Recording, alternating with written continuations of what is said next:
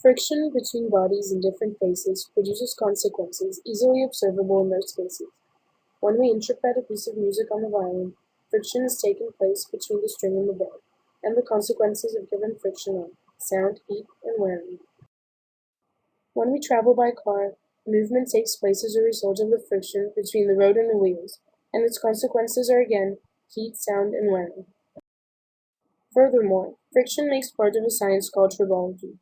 This word derives from the Greek word tribo, which means rub or graze, and which also studies wearing and lubrication.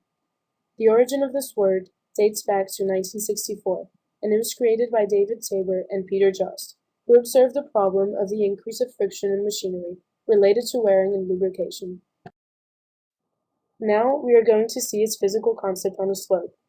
Dry friction is denominated frictional force, and is the force which opposes to the relative movement between two surfaces in contact with each other.